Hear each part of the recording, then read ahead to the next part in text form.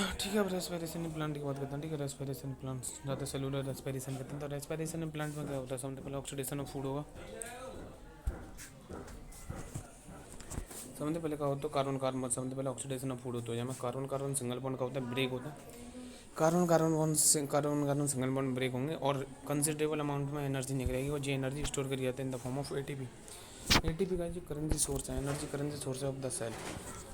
ATP act as a currency, energy currency of the cell. ठीक है, respiration का होता है, रेस्पिरेशन एक्सर्गोनिक प्रोसेस होता है। एक्सर्गोनिक प्रोसेस मतलब जी का होता है एनर्जी जो छोड़ता है, एनर्जी निकलते हैं यहाँ पर। ठीक है, रेस्पिरेशन करते हैं काउ चीज़ को हमें, जैसे कोई चीज़ अपने आप टूट रही है। रेस्पिरेशन एक एक्सर्गोनिक प्रोसेस है, जो कि कंबंसन होता है, हमें कंबंसन होता है तो एक एक्सर्गोनिक प्रोसेस है। मल्टीपल, ठीक है, तो रेस्पिरेशन एक्सर्गोनिक प्रोसेस होता है। हमने पहले की थी कि जब हीट एनर्जी रिलीज होता है। ठीक है, जो मल्टी स्टेप प्रोसेस होता है respiration, because in single if the complete energy release it may convert into the heat. अगर जो सिंगल स्टेप में है ना रेस्पिरेशन, तो सबरी एनर्जी हीट में बदल सकते हैं।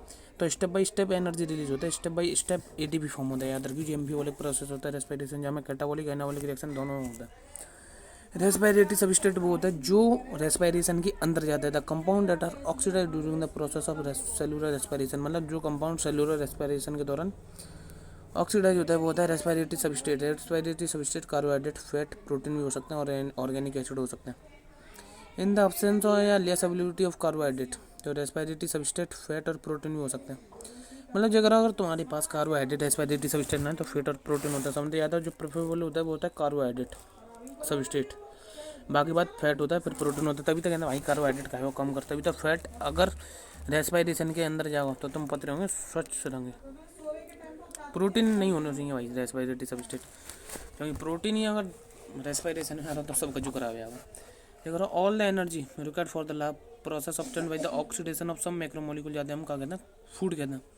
याद रखिए, उस कचू में जो मैक्रोमोलिक्यूल होता है बात है हम फूड कहते हैं। जो ऑक्सीडेशन मतलब जो एनर्जी हमें मिलता है, और एनर्जी हमें मिलता है सम मैक्रोमोलिक्यूल, जाते हम समझते क्या कहते हैं, फूड कहते हैं। Green plant and cyanobacteria can prepare then out food. हाँ, जो ग्रीन प्लांट होता है और साइनोबैक्टीरिया होते हैं वो अपना खुद का खाना बना सकते हैं। ग्रीन प्लांट और cyanobacteria can make their own food.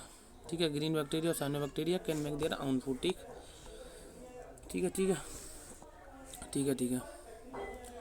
अब बात करते हैं कि आप प्लांट ब्रीथ करते हैं या प्लांट ब्रीथ करते हैं। It is right, plant unlike animal have no specialised का प्लांट ब्रीथ करते हैं। सही बात है, प्लांट क्या करते हैं, ब्रीथ करते हैं। एक्सचेंज ऑफ गैसेस होता है प्लांट में, लेकिन प्लांट एनिमल जैसे हम ना कर सकते रेस्पिरेशन, क्योंकि प्लांट के पास कोई भी रेस्पिरेटरी ऑर्गन ना प्रेजेंट हो तो गैसेस एक्सचेंज के लिए। लेकिन इन पे स्टोमेटा और लेंटी सेल होते हैं यहाँ पर्पज के लिए। ठीक है, प्लांट पे स्टोमेटा और लेंटी सेल होते हैं रेस्पिरेशन करने के लिए। लेंटी सेल होते हैं जो लेंस शेप की ओपनिंग होता है, और एक बॉडी पार्ट होता है जो कि रेस्पिरेशन के लिए काम आता है। स्टोमेटा भी क्या कराता है, प्लांट का रेस्पिरेशन कराता है। मैं बताऊँ, प्लांट ब्रीथ करते हैं तो सबसे पहले रीजन है, हाँ प्लांट ब्रीथ करते हैं। ठीक है, लेकिन इनमें कोई रेस्पिरेटरी ऑर्गन ना हो तो ये बाकी रीजन है, इनमें रेस्पिरेटरी ऑर्गन जो ना हो, क्योंकि प्लांट को जो हर एक पार्ट होता है वो take care by on gas, मतलब जो प्लांट को हर एक पार्ट होता है वो अपनी केयर खुद कर लेता है। The distance between the gases match diffuse even in the large bulky plant is not great. मतलब जो यहाँ में गैस डिफ्यूज होता है एक पार्ट से दूसरे प्लांट में, वो लार्ज ना हो, तो समझ रहे हो, एक पार्ट से दूसरे पार्ट में जो गैस डिफ्यूज होता है वो बहुत कम होता है। बेशक कितना बड़ा प्लांट हो तो जाको कोई मतलब खास नहीं है रेस्पिरेटरी ऑर्गन की। ठीक है, समझते पहले तो अपना हर एक पार्ट अपनी टेक केयर खुद करते हो। दूसरी चीज़, जो गैस डिफ्यूज होता है even a large bulky plant वो बड़े ना होते। डू प्लांट विद वो सेकंड रीजन देख लो, plant do not present great demand for the gas exchange. और जो प्लांट होता है वो ग्रे मतलब गैसेस एक्सचेंज के लिए ग्रेट डिमांड नहीं करता। Root stem leave respiratory rate far lower than animals do.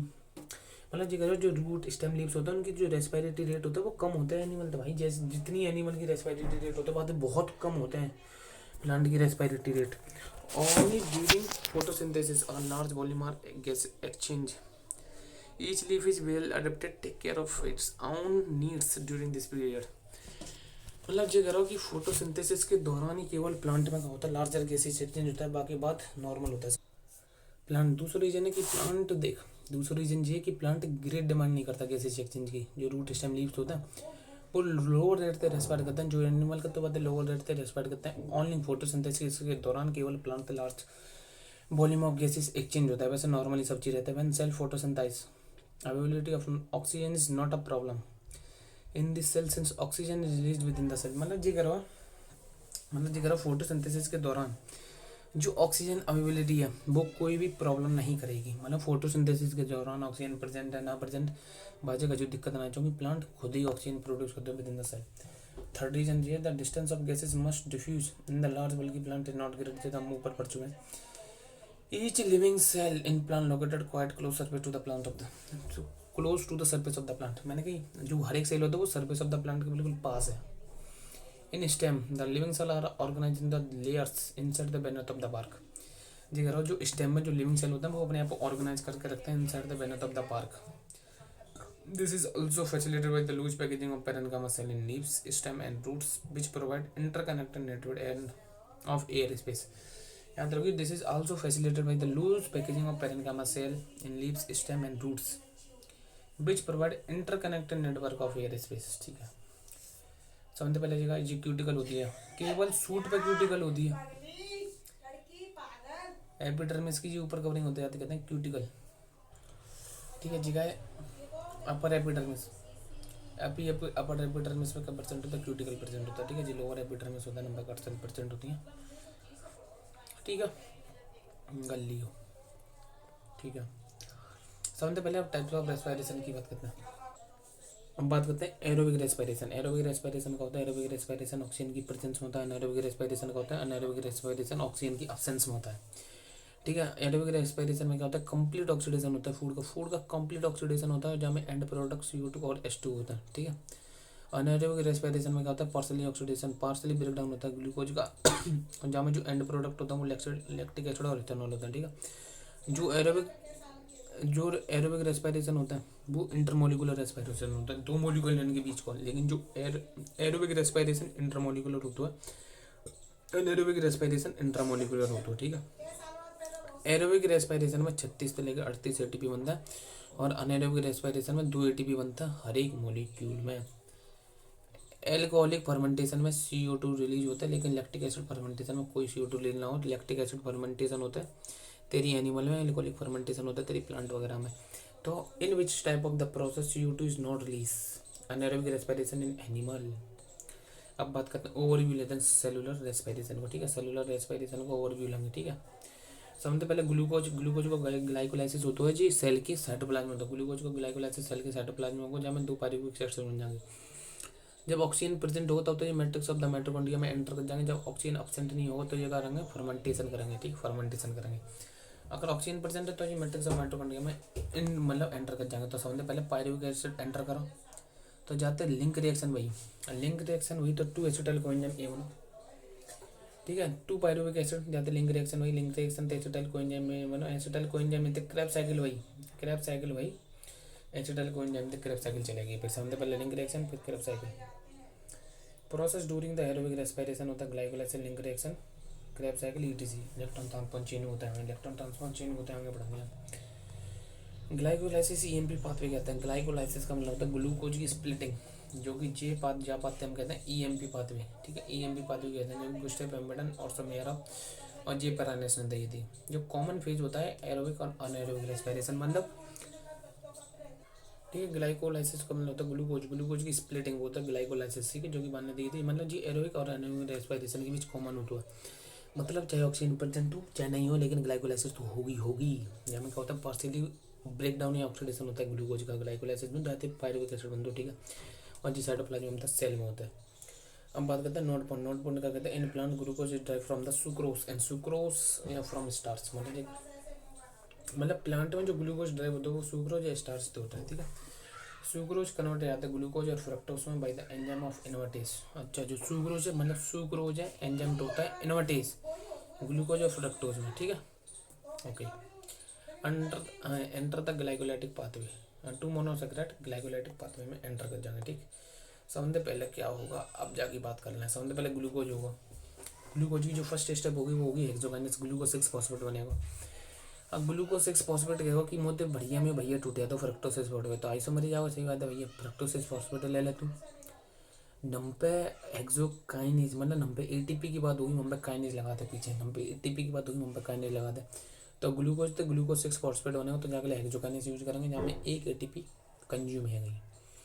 अब आइसोमेरेज आएगा क्योंकि फ्रक्टोज 6 फॉस्फेट बना दो, सेकंड स्टेप। तीसरे स्टेप आप कहते हो फ्रक्टोज 6 फॉस्फेट की मो बाया एनर्जी दे ग्लूकोज या एटीपी दे, मो एटीपी चाहिए पानी तू ले ले, तो फॉस्फो फ्रक्टोकाइनेज मेन पेस मेकर है, याद रखिए थर्ड स्टेप। फ्रक्सोड 1,6 बाई फॉस्फेट बना दो।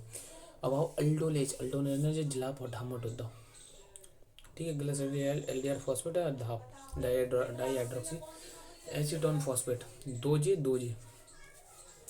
अब जो जिलाप है, जिलाप डी हाइड्रोजनेस एंजाइम नहीं, 5 स्टेप होगी आइसोमेरेज, एक दूसरे में कन्वर्ट होते रहेंगे, और जो छठी स्टेप होगी वो होगी डी हाइड्रोजनेस, जहाँ में हाइड्रोजन निकलेगा। छठी जो स्टेप होगी वो होगी डी हाइड्रोजनेस, ठीक है। छठी स्टेप होगी डी हाइड्रोजनेस, जहाँ में हाइड्रोजन कहाँ हो जाते 2NAD प्लस फॉर्म कर दो, तो छठी स्टेप में 2NADH फॉर्म होंगे, ठीक है। अब 7 स्टेप मतलब ये छठी स्टेप बनने के बाद 1,3-PJ बन जाओ, 1,3 बाई फॉस्फोग्लिसरॉल एसिड, तो 1,3-PJ तक होगी 7 स्टेप में फॉस्फो वो। अब पीजी का ही नहीं जाएगा, ठीक है, पीजी का ही नहीं जाएगा, तो एक एटीपी रिलीज होगी, मतलब एक मॉलिक्यूल तो जी 2 मॉलिक्यूल है ना, क्योंकि एक मॉलिक्यूल में 3 कार्बन 2 मॉलिक्यूल है, एक मॉलिक्यूल में एक एटीपी, तो 2 मॉलिक्यूल में 2 एटीपी निकलेंगे, ठीक है, तो 3PJ बन गई। अब दोबारा म्यूट जाओ, ठीक है, अब म्यूट जाओ तो जो 2PJ में बदल जाओ, 3PJ थे तो 2PJ, अब 2PJ थे इनोलेज आओ, इनोलेज 2 वाटर छोड़ेगा, इनोलेज 2 वाटर मॉलिक्यूल छोड़ेगा, पर वाटर मॉलिक्यूल मतलब एक मॉलिक्यूल पे 1 वाटर है छोड़ेगा, तो 2 वाटर मॉलिक्यूल छोड़ेगा, 2 पेप बना देगा पेप। अब पेप दे आओ काइनेज, बाद बन जाओ 2 pyruvic acid number 2 ATP form में जाएंगे, तो total 4 ATP total 2 ATP consume में 4 एटीपी बनेगी, तो नेट का एटीपी 2 है। सबस्ट्रेट लेवल ऑफ फॉस्फोराइलेशन होता जाते एटीपी तो एटीपी बनते हो, ठीक है। तो समझे पहले स्टेप में बता देता हूँ, समझे पहले क्या होता है ग्लाइकोलाइसिस 10 स्टेप होता है, समझे पहले ग्लूकोज तो ग्लूकोज 6 फॉस्फेट होते हैं, हेक्सोकाइनेज आते हैं, जहाँ में एक एटीपी जरूरत होता है, ग्लूकोज 6 फॉस्फेट अगर फ्रक्टोज 6 फॉस्फेट बनेगा तो ये आइसोमेरेज आएगा, आइसोमेरेज से अगर फ्रक्टोज 6 फॉस्फेट थे फ्रक्टोज 1,6 बाई फॉस्फेट बने हो जाते, फॉस्फो फ्रक्टोकाइनेज आ जाएगा, जो कि मेन पेस मेकर हो। अब अल्डोलेज आएगा, अल्डोलेज स्टोर हो जाए, ठीक है, जिलाप और धाम में फिर आइसोमेरेज होती रहेगी, फिर जो जिलाप को वो डीहाइड्रोजनेस होगा, छठी स्टेप में जिलाप को डीहाइड्रोजनेस होगा 1,3PJ बना देगा, और जाते 2 छठी स्टेप में 2NADH2 बनता है, ठीक है, 1,3PJ बना देगा, 1,3PJ तो फॉस्फो कहीं नहीं जाएगा, फॉस्फो PG कहीं नहीं जाएगा, ठीक है, 1,3PJ थे PG कहीं नहीं जाएगा, 1,3 हाँ PG कहीं नहीं जाएगा, छठी 7 स्टेप में होगी, 7 स्टेप में फिर दोबारा एटीपी निकलेगी, फिर दोबारा एटीपी बनेगी और 3PJ बना देगा, 2 एटीपी बनेंगी, एक मॉलिक्यूल तो 1 एटीपी, 2 मॉलिक्यूल 2 एटीपी, फिर म्यूटेज जाओ 2PJ, फिर एनोलेज जाओ 2 पेप बना देगा, फिर कहो कहीं नहीं जाओ 2 पायरुविक एसिड बना देगा। ओ ठीक है, जी तो वही हम पढ़ चुके हैं, जब ऐसे भाव में दे रखी है, ठीक है। 2 वाटर मॉलिक्यूल रिलीज होता है, याद रखिए, इनोलेज क्या करता है, मतलब इनोलेज तब पेप बनाता है, तब 2 वाटर मॉलिक्यूल रिलीज करता है।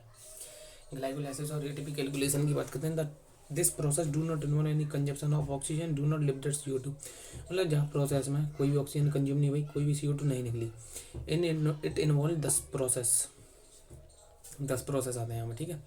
जहाँ में याद रखिए 1,3,10 ये इरिवर्सिबल प्रोसेस होती है, बाकी सब रिवर्सिबल प्रोसेस होती हैं। फॉर 1 ग्लूकोज, एक ग्लूकोज के लिए 2NADH फॉर्म भाई, ठीक है, एक ग्लूकोज की बता रहा हूँ, एक ग्लूकोज के लिए 2NADH फॉर्म भाई, 4 एटीपी सिंथेसाइज में कंज्यूम होंगे 2 एटीपी, तो डायरेक्ट गेन एटीपी को बहुत 2, ठीक है। रेगुलेशन ऑफ ग्लाइकोलाइसिस, जहाँ जो फर्स्ट स्टेप होता है फ्रक्टोज ग्लूकोज 6 फॉस्फेट, तो मैं जो करने चाहता हूँ मैग्नीशियम आयन की प्रेजेंस में, बहुत इंपॉर्टेंट है मैग्नीशियम आयन, ठीक है। थर्ड स्टेप का होता है इरिवर्सिबल होता है, 1 3rd और 10 स्टेप इरिवर्सिबल होता है, बाकी सब रिवर्सिबल है, मैंने पहले की। अब जो थर्ड स्टेप जहाँ में जो फॉस्फो फ्रक्टोकाइनेज मेन पीस मेकर है भैया, तो फ्रक्टोज 6 फॉस्फेट, तो फ्रक्टोज 1,6 बाई फॉस्फेट, ठीक है। थर्ड स्टेप का होता है, step third is the most important point of the glycolysis, this step regulated by the enzyme phosphofructokinase, ठीक है। Most important control of glycolysis का होता है वही थर्ड स्टेप फॉस्फोफ्रक्टोकाइनेज मेन पेसमेकर होता है, ठीक है। 10th स्टेप का होता है, 10th स्टेप होता है हमें 2 पेप थे पायरुविक एसिड बनता है, जहाँ 2 एटीपी रिलीज होता है, ठीक है, जो कि जो काइनेज की पायरुविक एसिड काइनेज की एंजाइम से बनता है, और जहाँ में मैग्नीशियम आयन और पोटेशियम आयन की जरूरत होता है। पायरुविक एसिड तक की प्रोडक्ट ऑफ ग्लाइकोलाइसिस, मतलब ग्लाइकोलाइसिस करेंगे तो हमें पायरुविक एसिड का होने को की प्रोडक्ट होगा, ठीक है। सबस्ट्रेट लेवल फॉस्फोराइलेशन का होता है बेंदा सबस्ट्रेट रिलीज, मतलब सबस्ट्रेट लेवल ऑफ फॉस्फोराइलेशन होता है जहाँ में डायरेक्ट एटीपी सिंथेसाइज होता है विदाउट ETS, मतलब बिना इलेक्ट्रॉन ट्रांसफर चेन के चलाए डायरेक्ट एटीपी बनी, इलेक्ट्रॉन ट्रांसफर चेन चलाए हुए एटीपी कौन की बनते हैं NADH की और FADH2 की। फिर तो पायरुविक एसिड की बात करेंगे और ग्लूकोज बाद पायरुविक एसिड बनेगा। अब जो डिपेंड करता है सेलुलर नीड पे और अवेबिलिटी ऑफ ऑक्सीजन पे। सेलुलर नीड पे भी डिपेंड करेगा, अवेबिलिटी ऑफ ऑक्सीजन पर डिपेंड करेगा कि ये पायरुविक एसिड अब क्या होगा, इसका ऑक्सीजन प्रेजेंट है तो ये लिंक रिएक्शन करेगा, क्रेब्स साइकिल करेगा, ईटीसी करेगा, एरोबिक रेस्पिरेशन करेगा। और ऑक्सीजन प्रेजेंट नहीं है तो अनएरोबिक रेस्पिरेशन करेगा, फर्मेंटेशन करेगा। फिर तो पायरुविक एसिड वही बता दी मैंने, ग्लूकोज से पायरुविक एसिड बना चाहिए, काम में होना तो साइटोप्लाज्म। ठीक है, ग्लाइकोलाइसिस का होता है साइटोप्लाज्म होता है। एरोबिक रेस्पिरेशन अनएरोबिक रेस्पिरेशन के लिए दोनों के लिए तो कॉमन होता है। अगर ऑक्सीजन एब्सेंट है ना, अगर ऑक्सीजन एब्सेंट है तो क्या होगा, अगर ऑक्सीजन एब्सेंट है तो अनएरोबिक रेस्पिरेशन होगा, ऑक्सीजन प्रेजेंट है तो एरोबिक रेस्पिरेशन होगा। सबसे पहले लिंक रिएक्शन होगी, लिंक रिएक्शन के बाद क्रेब्स साइकिल होगी, क्रेब्स साइकिल के बाद ईटीएस चलेगी। लेकिन जब ऑक्सीजन प्लांट पर एब्सेंट है तो सबसे पहले प्लांट में तो वो लैक्टिक एसिड पर वो प्लांट में हो तो एल्कोहलिक फर्मेंटेशन, एनिमल में होगा लैक्टिक एसिड फर्मेंटेशन। और जिस साइटोप्लाज्म में हो तो anaerobic respiration lactic acid fermentation, और एनिमल में हो तो एनिमल में लैक्टिक एसिड और प्लांट में एल्कोहलिक फर्मेंटेशन। ये सब साइटोप्लाज्म में होंगे। ग्रीक वर्ड है ग्लाइकोलाइसिस, ग्रीक वर्ड से जनरेट हो। अगर नम पे ग्लूकोज की जगह अगर सुक्रोज या स्टेप में लगातार मतलब डायरेक्ट जाते तो टोटल 10 स्टेप की जगह 9 स्टेप आती हैं, एक कम आती। ठीक है, ठीक मैंने पहले कि अगर ऑक्सीजन परसेंट तो एरोबिक रेस्पिरेशन होगा तो सबसे पहले link reaction, Krebs cycle, ETS होगी। बाकी बात कर दूँ तो अच्छा, लिंक रिएक्शन या गेटवे रिएक्शन। लिंक रिएक्शन की बात करते हैं। अगर ऑक्सीजन प्रेजेंट है तो लिंक रिएक्शन होगी। सबसे पहले 2 पायरुविक एसिड बनेगा, एक पायरुविक एसिड में 3 कार्बन, 2 पायरुविक एसिड में 6 कार्बन। तो पायरुविक एसिड थे पायरुवेट डीहाइड्रोजनेस जाते 2NAD प्लस से 2NADH2 बना देगा। अच्छा, अब लिंक रिएक्शन की बात करते हैं, जो कि मैंने बताई थी। लिंक रिएक्शन का होता है गेटवे रिएक्शन होता है। अगर ऑक्सीजन प्रेजेंट है तो लिंक रिएक्शन तभी होगी, जो कि मैट्रिक्स ऑफ द माइटोकॉन्ड्रिया में होगी। ठीक है, ऑक्सीडेटिव डीकार्बोक्सिलेशन रिएक्शन होगी, जो कि हमें CO2 निकलेगी। तो सबसे पहले पायरुविक एसिड ले ले 3 कार्बन को, फिर कोएंजाइम ए ले ले, फिर NADH ले ले, NADH प्लस ले ले। ठीक है, मैग्नीशियम आयन की प्रेजेंस में और पायरुवेट डीहाइड्रोजनेस कॉम्प्लेक्स की प्रेजेंस में पायरुविक एसिड ते कछु नहीं बनेगा। मतलब जो प्रोडक्ट होगा वो एसिटाइल कोएंजाइम ए बन जाएगा। CO2 रिलीज जाएगी पर पायरुविक एसिड, मतलब 2 CO2 रिलीज होंगे, 2 पायरुविक एसिड जाएंगे तो 2 CO2 रिलीज, मतलब एक ग्लूकोज 2 CO2 रिलीज होंगी, जो कि वहाँ में 2 पायरुविक एसिड होता है। तो CO2 रिलीज होगी और NADH प्लस H प्लस बन जाओगे, क्योंकि NAD प्लस हो, NAD प्लस थे NADH प्लस H प्लस बन जाओ। फिर जाते क्रेब्स साइकिल में जाके लिंक रिएक्शन का होता है मैट्रिक्स ऑफ द माइटोकॉन्ड्रिया में होता है। ठीक है, हम बात करते हैं Krebs cycle is also called the tricarboxylic acid cycle. अब क्रेब्स साइकिल की बात करते हैं। क्रेब्स साइकिल हम TCA बोलते हैं, ट्राइकार्बोक्सिलिक एसिड साइकिल। ठीक है, या सिट्रिक एसिड साइकिल भी बोलते हैं, जो कि यहाँ में जो फेलोस्टेबल प्रोडक्ट बनता है वो सिट्रिक एसिड बनता है। ठीक है, जो फर्स्ट एसेटर होता है एसिटाइल कोएंजाइम का, वो ऑक्जेलो एसिटिक एसिड होता है। मतलब जो एसिटाइल कोएंजाइम में ऑक्जेलो एसिटिक एसिड मिलेगी, ऑक्जेलो एसिटिक एसिड 4 कार्बन को, एसिटाइल कोएंजाइम में 2 कार्बन को, एसिटाइल कोएंजाइम में 2 कार्बन को, ऑक्जेलो एसिटिक एसिड 4 कार्बन को। ठीक है, अब बात करते हैं सबसे पहले क्रेब्स साइकिल की। ठीक है, क्रेब्स साइकिल की बात करेंगे तो सबसे पहले देख हमने कहा बताई थी क्रेब्स साइकिल में, क्रेब्स साइकिल से ट्राई एसिड मतलब सिट्रिक एसिड साइकिल बनते हैं, फेलोस्टेबल प्रोडक्ट सिट्रेट बनता है। तो सबसे पहले ऑक्जेलो एसिटिक एसिड एसिटाइल कोएंजाइम में बनेगा, ऑक्जेलो एसिटिक एसिड एसिटाइल कोएंजाइम में बनेगा, सिट्रेट सिंथेसिस की मदद से सिट्रेट बना देगा। फिर सिट्रेट थे वाटर कंज्यूम करके सिट्रेट बना हुआ, याद रखिए वाटर कंज्यूम करके सिट्रेट बना देगा। फिर सिट्रेट थे आइसोसिट्रेट बन जाओ, 6 कार्बन को होगा। फिर डीहाइड्रोजनेस आगा अपना मस्त डीहाइड्रोजनेस आगा और ऑक्जेलोसैकेनिक एसिड बना देगा। डीहाइड्रोजनेस ऑक्जेलोसैकेनिक एसिड बना देगा तो NADH थे NAD प्लस थे NADH2 बना देगा। ठीक है, अब ऑक्जेलोसैकेनिक एसिड थे डीकार्बोक्सिलेशन होगी। ठीक है, तो अल्फा कीटोग्लूटारिक एसिड थे एक और डीकार्बोक्सिलेशन होगी, जहाँ में डीहाइड्रोजनेस कॉम्प्लेक्स आएगा, जहाँ में डीकार्बोक्सिलेशन होगी और जहाँ में NADH2 फॉर्म होगा। फिर सकीनाइक कोएंजाइम ये बन जाओ, जाते सकीनाइक कोएंजाइम में थे सकीनिक एसिड बन जाओ, सकीनेट बन जाओ। ठीक है, जो कि सबसे लेवल ऑफ फॉस्फोराइलेशन करेगा, जो कि थियोकाइनेज करा तो शायद, हाँ थियोकाइनेज, जो कि ATP सबसे पहले का हो रहा है GTP थे ADP, मतलब सबसे पहले GTP थे GDP और GDP थे इनऑर्गेनिक फॉस्फेट निकला, तो फिर ADP थे जुड़ेगा, फिर ATP बना होगा। ठीक है, सकीनेट अब जी इम्पोर्टेंट है, जो सकीनेट डीहाइड्रोजनेस होगा, सकीनेट फिमरेट बनेगा, फिमरेट मतलब जो सकीनेट डीहाइड्रोजनेस की प्रेजेंस बनेगा। लेकिन जो सकीनेट डीहाइड्रोजनेस होगा जी इनर मेम्ब्रेन और माइटोकॉन्ड्रिया में प्रेजेंट होगा, मैट्रिक्स में नहीं होगा। तो जहाँ में FADH2 बनेगी। ठीक है, FAD प्लस तो FADH2 बन जाएंगी, एक मोलिक्यूल दे 2 मोलिक्यूल दे 2। और जो फिमरेट होगा वो क्या करेगा मैलेट, और जो फिमरेट होगा वो क्या करेगा मैलेट थे ऑक्जेलो एसिटिक एसिड में बदल देगा। फिमरेट का करेगा मैलेट है, हाँ सॉरी फिमरेट थे फिर मैलेट बन जाओगा। फिर ठीक है, फिमरेट थे मैलेट बन जाओगा, फिर वाटर फिर कंज्यूम होगा मैलेट में और NADH2 फिर बन जाओगा, फिर ऑक्जेलो एसिटिक एसिड बन जाओगा। ठीक है, ऐसे ही होता है। हम बात करते हैं ऑक्सीडेशन ऑफ पायरुविक एसिड। सबसे पहले पायरुविक एसिड है, लिंक रिएक्शन करेगा तो एसिटाइल को एंजाइम निकलेगा, CO2 निकलेगा, NADH2 बनेगी। ठीक है, बाकी बात क्रेब साइकिल निकलेगी। क्रेब साइकिल तो 2 CO2 निकलता है। हाँ क्रेब साइकिल था, हाँ क्रेब साइकिल थे पर मॉलिक्यूल तो 2 CO2, पर पायरुविक के मॉलिक्यूल तो 2 CO2, 3 NADH2, 1 FADH2। एक मॉलिक्यूल तो बता रहा हूँ मैं, एक मॉलिक्यूल तो बता रहा हूँ मैं। ठीक है, हाँ तो 3Na2 और 1 FADH2। The complete oxidation of pyruvate by the stable removal of the all hydrogen atom having 3 molecule of CO2। This is सबसे लेवल ऑफ फॉस्फोराइलेशन होता है। ठीक है, occupied the reaction of GTP to GDP। ठीक है, अब बात करते हैं इलेक्ट्रॉन ट्रांसफर चेन की। मैन जहाँ तक ऑक्सीडेटिव फॉस्फोराइलेशन कहते हैं, तो इलेक्ट्रॉन ट्रांसफर चेन में सबसे पहले क्या होता है, रेस्पिरेटरी चेन होता है, ऑक्सीडेटिव फॉस्फोराइलेशन होता है। It is the chain of some hydrogen atom and electron carrier are present in the inner mitochondrial membrane। ठीक है, जहाँ में क्या होता है FADH2 NADH2 electron transfer chain में जाता है, जाते ATP रिलीज होता है। ATP रिलीज होगी, H प्लस रिलीज होगा, H प्लस ऑक्सीजन से जुड़ेगा और H2 बना देगा। ठीक है, जाते NAD प्लस और FADH2 बन जाएगा। ठीक है, ATC इलेक्ट्रॉन ट्रांसफर चेन। यहाँ में कॉम्प्लेक्स वन जो होता है वो आता है NADH डिहाइड्रोजनस कॉम्प्लेक्स, और कॉम्प्लेक्स वन में FN और FES आता है। कॉम्प्लेक्स 2 होता है सकीने डिहाइड्रोजनस कॉम्प्लेक्स, जहाँ में आता है तेरा FAD और FES। कॉम्प्लेक्स थर्ड होता है तेरा साइटोक्रोम C रिडक्टेज, जहाँ में साइटोक्रोम B और साइटोक्रोम C1 और FES आते हैं। कॉम्प्लेक्स फोर्थ है साइटोक्रोम C ऑक्सीडेज होता है, जाते हैं साइटोक्रोम A साइटोक्रोम A3 और 2 कॉपर के सेंटर आता है। कॉम्प्लेक्स कहते हैं ATP सिंथेस बोलते हैं, जहाँ में F0 और इंटीग्रल प्रोडक्ट दोबारा 16। कॉम्प्लेक्स बनते हैं NAD डिहाइड्रोजनस कॉम्प्लेक्स कहते हैं, जहाँ में FNN FMN और FES आते हैं। कॉम्प्लेक्स टू थे सगिने डिहाइड्रोजनस कॉम्प्लेक्स कहते हैं, जहाँ में हम FAD और FES यूज करते हैं। कॉम्प्लेक्स करते हैं साइटोक्रोम C रिडक्टेज एंजाइम बोलते हैं, जहाँ में हम क्या करते हैं साइटोक्रोम B साइटोक्रोम C1 और आयरन सल्फर यूज करते हैं FES। कॉम्प्लेक्स फोर्थ है साइटोक्रोम C ऑक्सीडेज बोलते हैं, साइटोक्रोम C ऑक्सीडेज बोलते हैं, जहाँ में साइटोक्रोम A तो 2 कॉपर के सेंटर आते हैं। ठीक है, कॉम्प्लेक्स फाइव तो बोलते हैं हम ATP सिंथेस, जहाँ पर F0 और F1 इंटीग्रल प्रोटीन आता है। ठीक है, अब ऑक्सीडेशन करेंगे NADH2 को, NADH2 को ऑक्सीडेशन करते हैं तो सबसे पहले जगह कॉम्प्लेक्स NADH2 के ऑक्सीडेशन में कॉम्प्लेक्स 2 ना हिस्सा लेते, ये कॉम्प्लेक्स 1 होता है सबसे पहले जी कॉम्प्लेक्स 1 है पूरा, ये कॉम्प्लेक्स 2 है, जी नहीं कॉम्प्लेक्स 3 जी है, कॉम्प्लेक्स 2 जी है, कॉम्प्लेक्स 4 जी है और कॉम्प्लेक्स 5 जी है। तो सबसे पहले इलेक्ट्रॉन, सबसे पहले वाटर स्प्लिट होता है।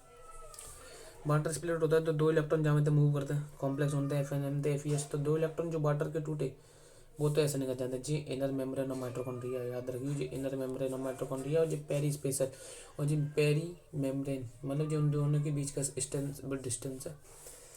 अब ये जी इंटर मेम्ब्रेन स्पेस है जी। ठीक है, जी इनर माइटोकॉन्ड्रिया है। ठीक है, मैं बताता रहा हूँ जी इनर माइटोकॉन्ड्रिया है, जी पेरी मेम्ब्रेन स्पेस है, इंटर मेम्ब्रेन स्पेस और जो मैट्रिक्स है। मैट्रिक्स में H प्लस बार नहीं टूटा। ठीक है, H प्लस बहुत सबसे पहले वाटर स्प्लिट हुआ नहीं, सबसे पहले इलेक्ट्रॉन तैर रहा है हमें। ठीक है, सबसे पहले जहाँ में मैट्रिक्स में का परसेंट होता है H प्लस परसेंट होता है, जो कि क्रेब साइकिल थे FADH2 करके ये थे H प्लस होता है। ठीक है, सबसे पहले इलेक्ट्रॉन जहाँ में मूव करेंगे, सबसे पहले वाटर टूटता है, 2 इलेक्ट्रॉन, सॉरी यार क्या कह रहा हूँ मैं, सबसे पहले हाइड्रोजन टूटता है जो कि 2H प्लस और 2 इलेक्ट्रॉन जाते हैं। सबसे पहले 2 इलेक्ट्रॉन अगर जहाँ में मूव करेंगे तो 2 प्रोटॉन ऐसे फेंक देगा जी, मतलब as a charge, as a भाड़े के तौर पर फेंक देगा। अगर 2 इलेक्ट्रॉन तू जहाँ मूव करा रहे हो तो 2 प्रोटॉन बाहर फेंक दो ये इंटरमेम्ब्रेन स्पेस में, और 2 प्रोटॉन वो यदि हाइड्रोजन वाई तो 4 प्रोटॉन फेंके। ठीक है, अब कॉम्प्लेक्स था। ठीक है, अब कॉम्प्लेक्स बनते इलेक्ट्रॉन ले आएगा यूवी क्यूनॉन 2 प्रोटॉन भारतीय एक्सेप्ट करेगा, यूवी क्यूनॉन 2 प्रोटॉन भारतीय एक्सेप्ट करेगा और यूवी क्यूनॉन बना देगा। यूवी क्यूनॉन एक प्रोटॉन कैरियर होता है। ठीक है, अब यूवी क्यूनॉन आएगा, मान जाए 2 इलेक्ट्रॉन दे दे तो 2 इलेक्ट्रॉन है जब भाड़े के तौर पे, मतलब 2 इलेक्ट्रॉन जहाँ मूव करेंगे तो 2 प्रोटॉन है जब भाड़े के तौर पे फेंक देगा, और जो जाने 2 प्रोटॉन भाते एक्सेप्ट करे यूवी क्यूनॉन ने, वो 2 प्रोटॉन अपने यहाँ से फेंक देगा, तो 4 प्रोटॉन जाम हो गए। अब कॉम्प्लेक्स सेकंड में नहीं होगी रिएक्शन। अब साइटोक्रोम C होगी जो कि इनर मेम्ब्रेन के आउटर साइड प्रेजेंट होता है। साइटोक्रोम C का करेगा उन दोनों इलेक्ट्रॉन ले आओ, कॉम्प्लेक्स 4 दे देगा। कॉम्प्लेक्स 4 में सबसे पहले कॉपर है, हाँ सबसे पहले कॉपर है, साइटोक्रोम A3 फिर कॉपर B होगा। जाते इलेक्ट्रॉन नहीं करेंगे, जहाँ में इलेक्ट्रॉन जाएंगे तो 2 प्रोटॉन यहाँ से पंप कर देगा, लेकिन जाने का ना तो कोई भाते प्रोटॉन ले ना खचूला, तो जाने टोटल 10 प्रोटॉन आ गए, और टोटल 10 प्रोटॉन थे 2.5 ATP बनाई, जो कि 4 प्रोटॉन थे 1 ATP बनते, लेकिन हम 3 ATP बोल देते हैं। अगर 2.5 ATP 3 ATP आओ ना तो 2.5 ATP लगाएंगे। फिर जी इलेक्ट्रॉन निकलेंगे। ठीक है, इलेक्ट्रॉन निकलेंगे और मैट्रिक्स में तो H प्लस सही पहले थे भाई, इलेक्ट्रॉन निकलेंगे मैट्रिक्स में H प्लस है, हाफ O2 से जुड़ेंगे और H2 फॉर्म कर देंगे। याद रखिए ऑक्सीजन का रोल लिमिटेड होता है या कंडीशन में। देख मैं तो बताऊँ, देख दोबारा मैं तो एक ब्रीफ दे दूँगी आपको। सबसे पहले जो इलेक्ट्रॉन आएंगे वो आएंगे कॉम्प्लेक्स 1 पे, FN FeS। तो सबसे पहले हाइड्रोजन टूटता है H2 मतलब 2H+ और 2 इलेक्ट्रॉन मूव करेंगे तो 2 प्रोटॉन ऐसे पंप कर देगा जाए और 2 प्रोटॉन नॉर्मली फेंक देगा इंटर मेम्ब्रेन स्पेस में। ठीक है, तो 4 प्रोटॉन फेंके फिर जाते हैं यूवी के नॉन इलेक्ट्रॉन लेके ले भैया, यूवी के नॉन इलेक्ट्रॉन ले आप तो माने यूवी के नॉन खुद प्रोटॉन मतलब यूवी के नॉन खुद मैट्रिक्स से प्रोटॉन लाए और वहाँ पे फेंक दे इंटर मेम्ब्रेन स्पेस में। और जो 2 इलेक्ट्रॉन चल रहे हैं वो 2 प्रोटॉन फेंक दे, तो 4 प्रोटॉन वाले इंटर मेम्ब्रेन स्पेस में फेंक दे, तो 4 प्रोटॉन जी। फिर cytochrome C inner membrane surface के आउटर सरफेस पर इनर मेम्ब्रेन के आउटर सरफेस पर प्रेजेंट होगा। फिर 2 प्रोटॉन जहाँ पे दे कॉम्प्लेक्स 4 पे कॉपर है, साइटोक्रोम में 3 कॉपर भी 2 प्रोटॉन जाने ऐसे फेंक दे। फिर कॉम्प्लेक्स 5 ATP सिंथेसिस होता है। ठीक है, 4 NADH2 यहाँ में इलेक्ट्रॉन मूव करते हैं। कॉम्प्लेक्स 1 से 4, कॉम्प्लेक्स 2 से 4, कॉम्प्लेक्स 3 से 2, 4 H+ रिक्वायर होता है फॉर 1 ATP के। सो भाई 10H+ 2.5 ATP बनाओ या 3 ATP बनाओ। ठीक है, FADH2 को ऑक्सीडेशन करते हैं, तो FADH2 के ऑक्सीडेशन में कॉम्प्लेक्स 1 ना हो, जहाँ में कॉम्प्लेक्स 2 होता है तो FAD थे। अच्छा कॉम्प्लेक्स 2 हिस्सा लेते हुआ कॉम्प्लेक्स 1 जहाँ में हिस्सा ना लेते FADH2 के ऑक्सीडेशन में। तो सबसे पहले वही 2 प्रोटॉन टूटे। अब जहाँ में सबसे पहले इलेक्ट्रॉन जाएंगे कॉम्प्लेक्स थर्ड में, तो कॉम्प्लेक्स थर्ड में 2 इलेक्ट्रॉन निकले तो 2 प्रोटॉन वाले भाड़े के तौर पे फेंक दे, 2 प्रोटॉन वाले ऐसे फेंक दे मैट्रिक्स पे उठाएंगे, 2 प्रोटॉन वाले मैट्रिक्स पे उठा के फेंक दे। ठीक है, अब जाते आएगा तेरे साइटोक्रोम C जो कि कॉम्प्लेक्स 4 के पास इलेक्ट्रॉन लेगा। नहीं ऐसा नहीं होगा, ऐसा नहीं हो सकता। ठीक है, तो ऑक्सीडेशन ऑफ FADH2 की बात करें, जो जितनी FADH2 की बात करी वो थोड़ी गलत है। मैं बात करूँ दोबारा, सबसे पहले प्रोटॉन, सबसे पहले मैट्रिक्स में जो H2 टूटेगा सबसे पहले मैट्रिक्स में क्या होंगे प्रोटॉन होंगे, वो बहुत पड़े होंगे बहुत प्रोटॉन। ठीक है, तो इलेक्ट्रॉन जहाँ पे आएंगे कॉम्प्लेक्स सेकंड पे, मैंने कि यहाँ पे कॉम्प्लेक्स 1 हिस्सा नहीं लेता, यहाँ पे कॉम्प्लेक्स सेकंड पे इलेक्ट्रॉन आएंगे, कॉम्प्लेक्स सेकंड पे इलेक्ट्रॉन आएंगे तो complex second cytochrome B FeS और साइटोक्रोम C1 होते जाते, साइटोक्रोम BC1 कॉम्प्लेक्स भी बोलते हैं। जहाँ में इलेक्ट्रॉन निकले तो जाने 2 भाड़े के प्रोटॉन ऐसे फेंक दे, जाने भाड़े के 2 प्रोटॉन ऐसे फेंक दे। ठीक है, फिर जाते इलेक्ट्रॉन लेके आओ कॉम्प्लेक्स थर्ड। अभी गलती कर दिया यार मैंने, फिर दोबारा सुन। सबसे पहले 2 प्रोटॉन कॉम्प्लेक्स सेकंड पे आएंगे FAD थे FES पे इलेक्ट्रॉन के, तो जाने 2 प्रोटॉन फेंके बाहर, नहीं फेंके जाके इतनी औखादी ना हो तो भाई कॉम्प्लेक्स सेकंड में इतनी जान ना हो कि 2 प्रोटॉन वो बाहर फेंक दे। तो जाते इलेक्ट्रॉन लेके यूवी क्विनोन ने 2 प्रोटॉन बातें एक्सेप्ट करे और 2 इलेक्ट्रॉन ज्यादा थे कॉम्प्लेक्स थर्ड में 2 प्रोटॉन ऐसे फेंक दो और यूवी क्विनोन ने जो प्रोटॉन एक्सेप्ट करे थे बातें वो वाने अपने प्रोटॉन बाहर फेंक दे, तो 4 प्रोटॉन बाहर। अब जो इलेक्ट्रॉन चलेगी साइटोक्रोम C पे, वही कॉम्प्लेक्स थर्ड पे, हाँ साइटोक्रोम C पे चलेगी जो कि आउटसाइड प्रेजेंट है इनर मेम्ब्रेन माइटोकॉन्ड्रिया के। ठीक है, साइटोक्रोम C पे इलेक्ट्रॉन चलेगी, साइटोक्रोम C से जो इलेक्ट्रॉन चलेगी कॉम्प्लेक्स 4 पे, जहाँ में कॉपर है, जहाँ में कॉपर साइटोक्रोम है, साइटोक्रोम 3 और कॉपर B, जहाँ 2 प्रोटॉन ऐसे बाहर फेंक दे तो 6 ATP बन गई। 4 ATP थे 2 ATP थे 1.5 ATP, मतलब 1.5 ATP बनेगी नॉर्मली, लेकिन 2 ATP तो 1.5 ATP बनेगी, लेकिन आंसर में 2 ATP लिख दियो। ठीक है, कॉम्प्लेक्स 2 थे कोई भी प्रोटॉन पंप ना होता, कॉम्प्लेक्स 3 थे 4 प्रोटॉन पंप होता है और कॉम्प्लेक्स 5 थे 2 प्रोटॉन, कॉम्प्लेक्स 4 थे 2 प्रोटॉन पंप होंगे। ठीक है, 1.5 ATP या 2 ATP बन जाएंगे। ठीक है, बात करेंगे electron and NAD are charged produced in the mitochondrial matrix citric acid cycle divided by the NADH unique. हाँ, यूवी क्विनोन का होता है रिसीव करते हो रिड्यूसिंग इक्विवेलेंट प्रोटॉन थे कहते हैं। यूवी क्विनोन का करते हो रिड्यूस करते हो मतलब रिसीव करते हो रिड्यूसिंग इक्विवेलेंट जाते प्रोटॉन थे कहते हैं, और रिड्यूस होता है यूवी क्विनोन में, मैंने पहले गई साइटोक्रोम BC1 कॉम्प्लेक्स करते हैं, कॉम्प्लेक्स 3 थे। ठीक है, अब बात करते हैं सटल सिस्टम। वाह ये बढ़िया है। Cytoplasmic extra chromosomal mitochondria NADH transfer to the, अच्छा मतलब ग्लाइकोलाइसिस में जो NADH फॉर्म है वो। ठीक है, मैं बता रहा हूँ glycolytic NADH transfer to the ATS by the 2 shuttle. अच्छा ओनली इन यूकैरियोटिक, याद रखियो केवल और केवल यूकैरियोटिक में प्रेजेंट होता है सटल सिस्टम। सटल सिस्टम की मैं तो बताऊँ तो कि ग्लाइकोलाइसिस तो NADH बना, अब जो NADH तो मैट्रिक्स और माइटोकॉन्ड्रिया में भेज रहा है, तो 2 सिस्टम होते हैं, एक तो ग्लिसरॉल फॉस्फेट शटल और एक मेलेट आसपाट शटल। जो ग्लिसरॉल फॉस्फेट शटल होगा वो 2 NADH के FADH2 बदल देगा, लेकिन जो मेलेट आसपाट शटल होगा वो NADH2 को NADH2 रहने देगा। ठीक है, जो ग्लिसरॉल फॉस्फेट शटल होगा वो NADH2 के FADH2 बदल देगा। ग्लिसरॉल फॉस्फेट शटल NADH2 के FADH2 बदल देगा, और जो मैलेट एस्पार्टेट शटल होगा वो NADH2 के NADH2 ही रहने देगा। इन prokaryotic shuttle mechanism substance that they always get earthy certificate for aerobic respiration of 1 glucose। अच्छा जी करो जो प्रोकैरियोटिक होता है, मतलब यूकैरियोटिक में अगर मैं ग्लूकोज का ऑक्सीडेशन करता हूँ तो मुझे 36 ATP मिल सकता है, 38 ATP मिल सकता है। जी डिपेंड करता है कि NADH कैसे आया हुआ है। अगर NADH मैलेट आसपाट सटल दिया हुआ तो NADH2 को NADH2 रहता तो 38 ATP बन जाएंगी। लेकिन अगर वो ग्लिसरॉल फॉस्फेट सटल दिया हुआ है तो वो NADH2 को FADH2 बन जाएगा तो 36 ATP रहेंगे। लेकिन प्रोकैरियोटिक में हमेशा 38 ATP बनता है। ठीक है, टोटल ATP 38 बनता है, कैलकुलेट कर लियो। ठीक है ठीक है जो तो कैलकुलेशन है। Hence that can be net gain of ATP 38 ATP molecule को गेन होता है। ठीक of respiration of 1 glucose. Respiratory balance sheet, बढ़िया। रेस्पिरेटरी बैलेंसीट की बात करते हैं तो this calculation can be certain assumption. जी कैलकुलेशन केवल तभी हो सकता है जब हम कजू अजम्पशन माने। कैसे? जब सिक्वेंसली ऑर्डर पाथ फंक्शनिंग हो तभी ये रिएक्शन हो, मतलब तभी कैलकुलेशन ऑफ ATP कर सकता है। मतलब जो जितने भी सिक्वेंस हो वो एकदम ऑर्डरली हो तभी हम ATP की कैलकुलेशन कर सकते हैं। एकदम एक के बाद एक के बाद एक ग्लाइकोलाइसिस के बाद TCA साइकिल हो फिर ATS हो, एक के बाद एक हो, हाईली ऑर्डर में हो तो रेस्पिरेटरी बैलेंस बोलना आते। It is possible to make calculation net gain ATP for every glucose molecule oxidise, but in reality this can remain only a theoretical exercise. ठीक है, अजम्पशन दैट, अजम्पशन माने तो क्या माने तो हाँ अजम्पशन जो माने तो जो NADH ट्रांसफर करो ग्लाइकोलाइसिस में इनटू द माइटोकॉन्ड्रिया वो अंडरगोज ऑक्सीडेटिव फॉस्फोराइलेशन। जी अजम्पशन याद रखिए। ठीक है, अजम्पशन जी NCERT की लाइन में असर्शन रीजन मान सकते हो। The NADH synthesise in the glucose transfer into the mitochondria and undergo oxidative phosphorylation. ठीक है ओके। अजम्पशन माने होता है कि नन ऑफ द इंटरमीडिएट, मतलब कोई भी इंटरमीडिएट ग्लूकोज के अलावा, मतलब कोई भी इंटरमीडिएट ग्लूकोज के अलावा पा में पार्टिसिपेट नहीं करेगा रिएक्शन में।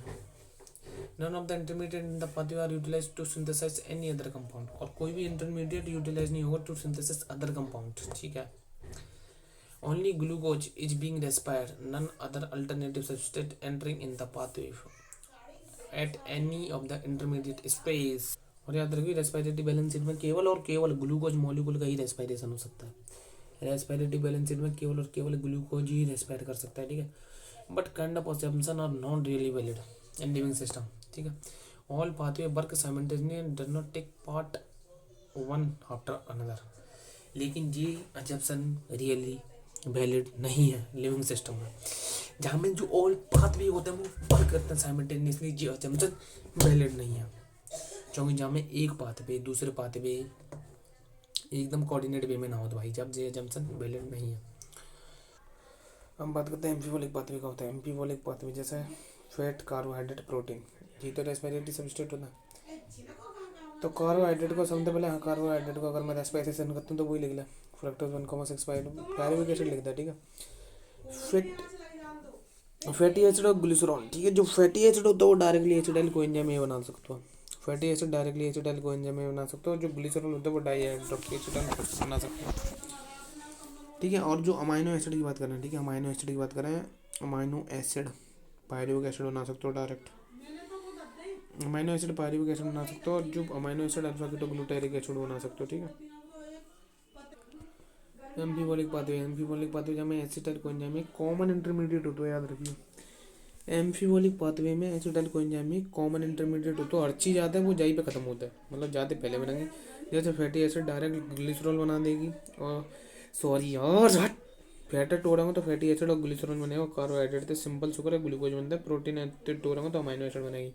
तो फैटी एसिड डायरेक्टली तेरा एसिटाइल कोएंजाइम में बना देगी, और ग्लिसरॉल तेरा डाइहाइड्रोक्सी एसीटोन फॉस्फेट बना देगी। प्रोटीन तेरा पायरुविक एसिड बना देता है। ठीक है, अलानिन होगी वो पायरुविक एसिड बना देगी, और शायद तेरा glutamic acid alpha ketoglutaric acid बना देगी। ठीक है, और ये सबरी रिवर्सिबल रिएक्शन होता है, कर लेना रिवर्सिबल होता है सबरी रिएक्शन। जी अनएरोबिक या फर्मेंटेशन की बात करते हैं, अनएरोबिक रेस्पिरेशन की। ठीक है, अनएरोबिक कंडीशन कौन कौन में होता है? प्रोकैरियोटिक में, यूनिसेलुलर, यूकैरियोटिक में और जर्मिनेटिंग सीड में करी जाती है। ठीक है, प्रोकैरियोट्स में, यूनिसेलुलर, यूकैरियोट्स में और जर्मिनेटिंग सीड में करी जाती है अनएरोबिक कंडीशन। अनएरोबिक कंडीशन होती है तेरी प्रोकैरियोट्स में, यूनिसेल्युलर यूकेरियोट्स में, जर्मिनेटिंग सीड में, अनाएरोबिक रेस्पिरेशन में लेस देन 7% एनर्जी रिलीज होता है। अनाएरोबिक रेस्पिरेशन में लेस देन 7% एनर्जी रिलीज होता है। अगर मैं ईस्ट की देखूँ, ईस्ट का जो पॉइजनस, ईस्ट का जो एल्कोहलिक कंसंट्रेशन होता है वो 13% के पास होता है, ठीक है। ऑक्सीजन जब ऑब्सेंट होता है तब होता है तेरा एनारोबिक रेस्पिरेशन या फर्मेंटेशन, ठीक है। ठीक है, एनारोबिक रेस्पिरेशन में level less than 7% energy release होता है। टोटल ईस्ट में 13% अल्कोहलिक कंसंट्रेशन होता है, ठीक है। पायरुविक एसिड बनेगा, पायरुविक एसिड बनेगा 90। पायरुविक एसिड तो अब दो चीज़ हो सकते हैं, एक तो एल्कोहलिक कंसंट, एक तो एल्कोहलिक फर्मेंटेशन और एक लैक्टिक एसिड फर्मेंटेशन। तो पायरुविक एसिड थे जब लैक्टिक एसिड फर्मेंटेशन होगा तो लैक्टेट डिहाइड्रोजनेस यूज होगा नंबर, और ये NADH प्लस थे NAD प्लस बना देगा, जो कि एनिमल्स में होता है। पायरुविक एसिड थे अब CO2 रिलीज होगी तो एसिटल्डिहाइड बनाएगी, जी प्लांट में होता है, जो कि पायरुविक डिकार्बोक्सिल, पायरुविक एसिड डिकार्बोक्सिलेज कर देगी जाए।